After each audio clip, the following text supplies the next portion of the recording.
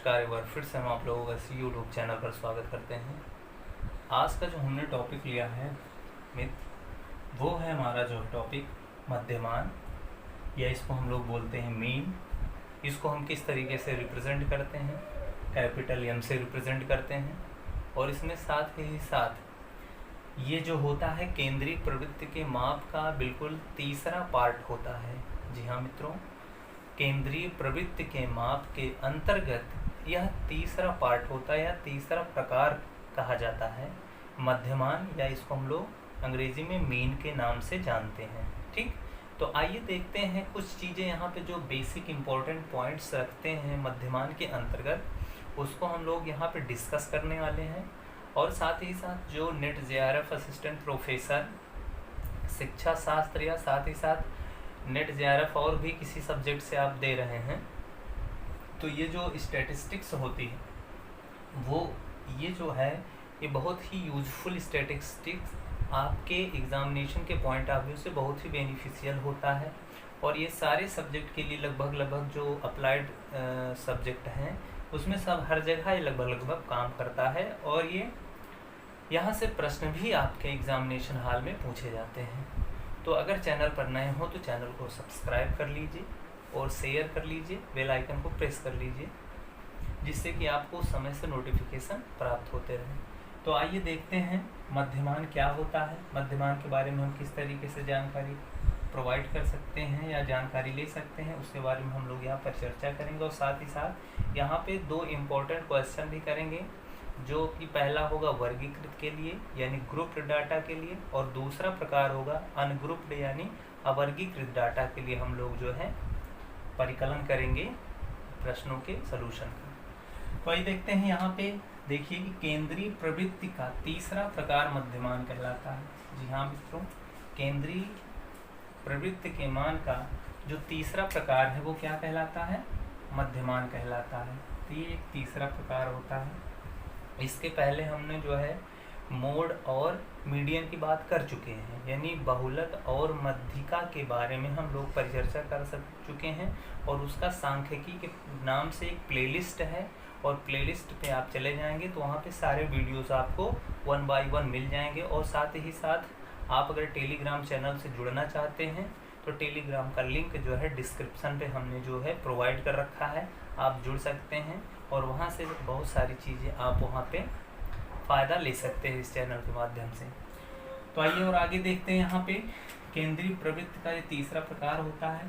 और साथ ही साथ इसको हम लोग जो है अंक गणितीय औसत भी कहते हैं। जी हाँ मित्रों, औसत निकालना आप लोगों को लगभग आता है कि औसत किस तरीके से निकाला जाता है। ठीक है, तो इसे अंक गणितीय औसत भी कहा जाता है। ये सारे नाम आपको याद रखने होते हैं। इसे मध्यमान कहते हैं, तीसरा प्रकार होता है केंद्रीय प्रवृत्ति का। इसे अंक गणितीय औसत भी कहते हैं।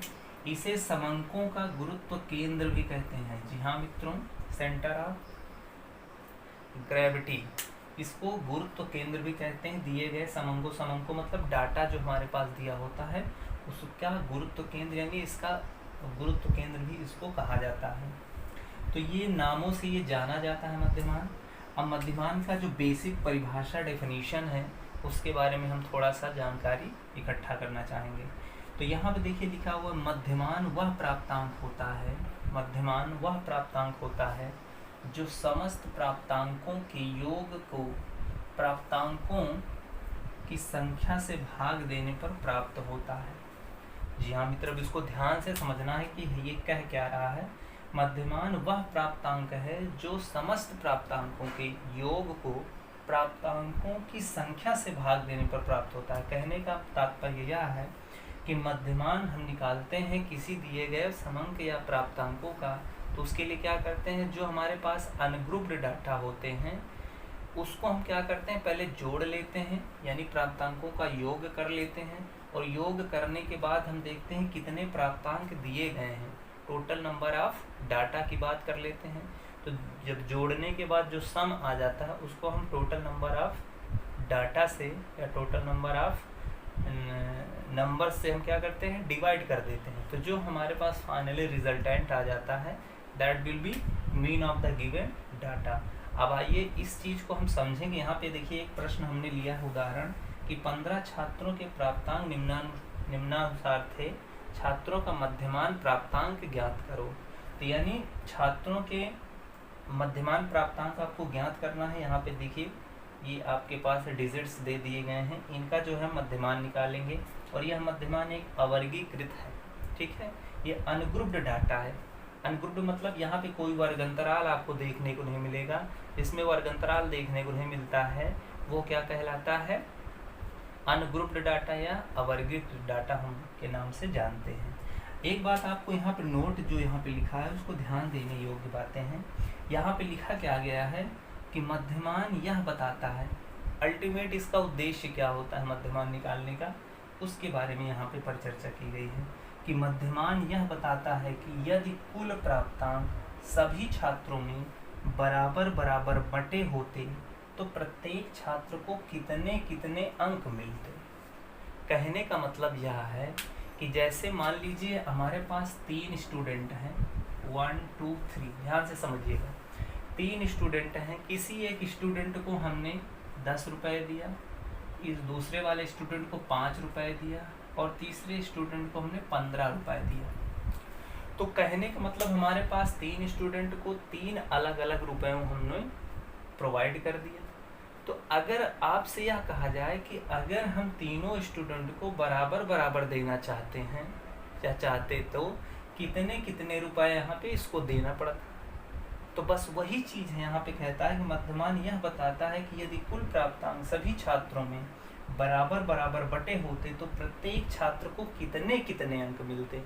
अब यहाँ पे हम कहें कि अगर हम तीनों छात्र हमारे पास ए है, बी है, सी, तो तीनों को अगर हमको इक्वल रुपए देना होता तो कितने कितने रुपए देते। तो हम करते क्या, यहाँ पे इन तीनों संख्याओं को जोड़ लेते, यानी कितने रुपए हो गए टोटल, 15 5 20 10 30, यानी 30 में से हम 3 से डिवाइड कर देंगे। टोटल नंबर ऑफ डाटा हमारे पास 3 है, तो हमारे पास अल्टीमेट कितना आ जाता 10, यानी 10 रुपए अगर हम तीनों को देते तो हमारा जो है ये बराबर बराबर भागों में विभाजित हो जाता।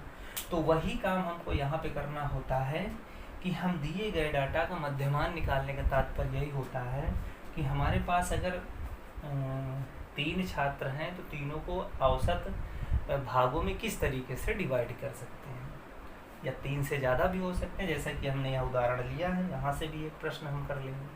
तो आइए देखते हैं इस प्रश्न का आंसर किस तरीके से निकाला जाएगा।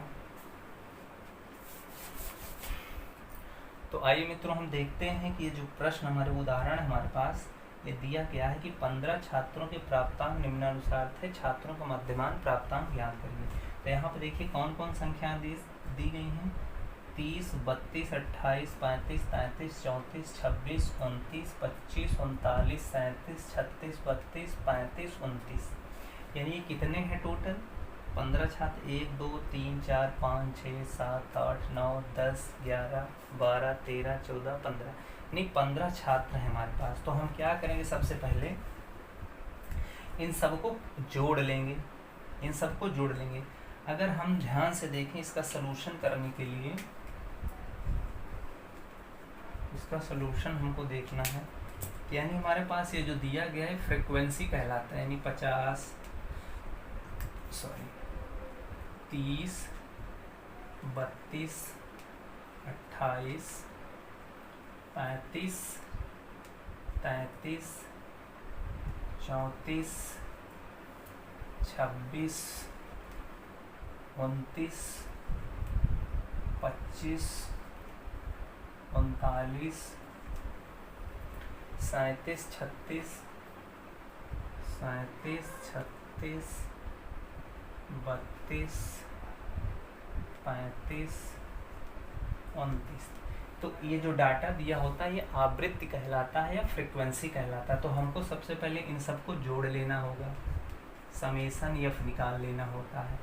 समेसन एफ मतलब सब क्वांटिटी को जोड़ लेंगे हम, तो यानी 30 plus 32 plus 28 plus 35 plus 33 plus 34 plus 26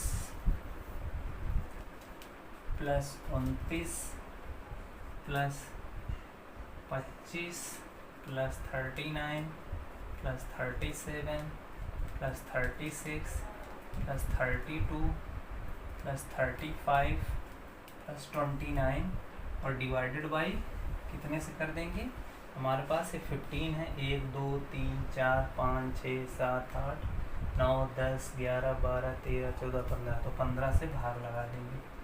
अब मित्रों आप आराम से इसको जब ऐड करेंगे तो ये हमारा जो आंसर है इतना आएगा, इतना 480 आ जाएगा बटे 15 कर लेंगे। और इसको आप काट सकते हैं और इसका जो आंसर होगा ये हमारे पास आ जाएगा 32, यानी 15 तियाँ 45, 15 तियाँ 45, यहाँ से आएगा 3 और 15 दूनी 30, 15 एक 15, यानी 32 आपके पास मीन आ जाएगा। तो यानी दिस विल बी एम, यानी यम आपके पास 32 आ जाएगा। अगर अवर्गीकृत आंकड़ा आपके पास ऐसे दिया गया है तो उसका हम सबसे पहले सारे नंबर्स को ऐड कर लेंगे।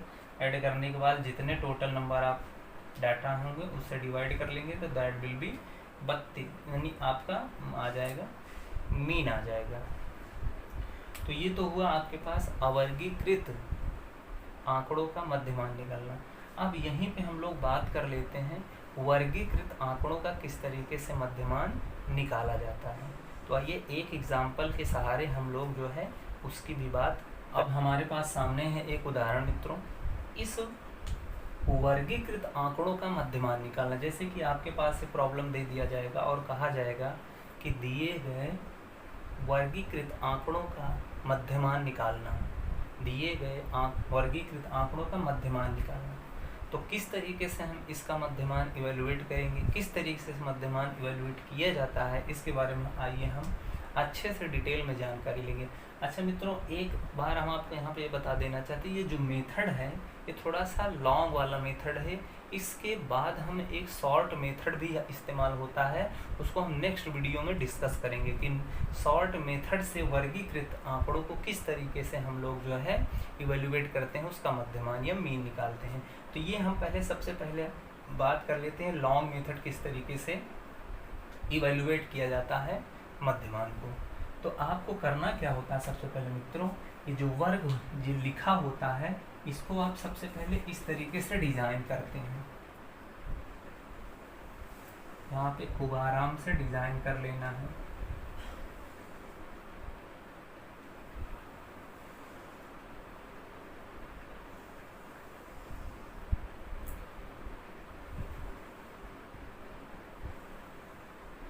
पहले में वर्ग लिख लेना है, दूसरे में फ्रीक्वेंसी लिख लेना है और तीसरे में आपको मित्रों क्या करना है, यक्स लिख लेना है। यक्स जो होगा तीसरे में, यहाँ पे हम मध्य बिंदु निकालेंगे, वर्गों का मध्य बिंदु। ये एक नया पॉइंट होगा यहाँ पे, यही एक एडिशनल चीज़ है, इसको आप लोगों को याद रखना होगा मित्रों। एक में हम जो वर्ग दिया होगा वर्ग लिख लेंगे, दूसरे में हम जो एफ फ्रीक्वेंसी दी होगी आवृत्ति उसको लिख लेंगे, तीसरे में हमको क्या करना, वर्गों का मध्य बिंदु उसको हम एक्स से डिनोट कर दे रहे हैं, तो यहाँ पर मध्य बिंदु को दर्शाना है। अब जैसे वर्ग यानी हम टॉप टू बॉटम चलेंगे, यानी बड़ी वर्ग अंतराल से निम्न वर्ग अंतराल की तरफ हम यहाँ पे इसको डिजाइन करते हैं। तो सबसे बड़ी वैल्यू कितना है, 40 से 44 है। तो 40 से 44 के लिए फ्रीक्वेंसी दी गई है मित्रों 4 और 35 to 39 दी गई है 5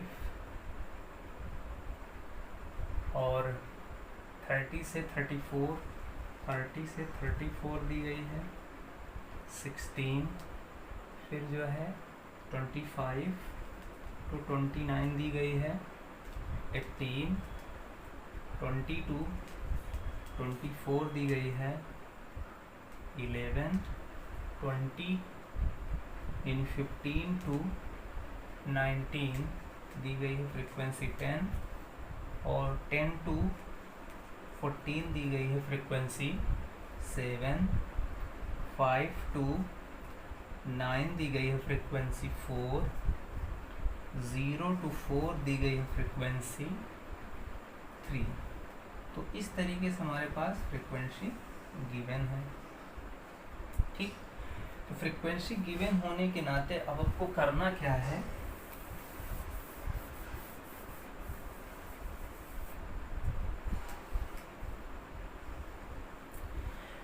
यहाँ पे जो वर्ग दिए गए हैं उनका मिड पॉइंट आपको लिख लेना है। क्या लिखना है मित्रों? मिड पॉइंट लिखना है। मिड पॉइंट लिख लेना है। अब जैसे देखिए मिड पॉइंट कैसे लिखें, जैसे वर्ग हमारे पास है ऐसे लाइन में ड्रा कर लीजिए करिए, यानी 40 से 44 लिखा है तो मान लीजिए 40 यहाँ पे कहीं होगा, फिर 41 होगा, फिर 42 होगा, फिर 43 होगा, फिर इस तरीके से 44 होगा। ठीक, अब देखिए इसमें सबसे मध्य में कौन सी वैल्यू आ रही है, 1 2 3, 1 2 3, यानी ये वाली जो वैल्यू है मध्य में आ रही है। तो यहाँ पे इसका जो मध्य बिंदु हो जाएगा कितना हो जाएगा मित्रों? 42 आ जाएगा। इसी तरीके से 35 से 39 के बीच में कौन सा मध्य बिंदु आएगा, ऐसे भी काउंट कर सकते हो, 35 36 37 38 39। तो यानी दो इधर 35 36 37, यानी 37 आपके पास इसका आ रहा है मध्य बिंदु। इसी तरीके से 30 से 34 के बीच में देखिए कौन सा मध्य बिंदु आ रहा है, 30 31 32 33 34, यानी 30 31 32 आपके पास यहाँ पे मध्य बिंदु आ जाएगा। फिर इसी तरीके से 25 से 32 के बीच में कौन आ रहा है मित्रों? 27 आ रहा है। फिर 20 से 24 के बीच में कौन आ रहा है? 20 21 22 23 24, यानी 22 आ रहा है। फिर 15 से 19 के बीच में 15 16 17 आ रहा है। फिर 10 से 14 के बीच में कौन आ रहा है? 10 11 12 आ रहा है, 12 हो जाए। 5 से 9 के बीच में कौन आ रहा है? 5 6 7 आ रहा है। और 0 से 4 के बीच में 0 1 2 2 आ रहा है।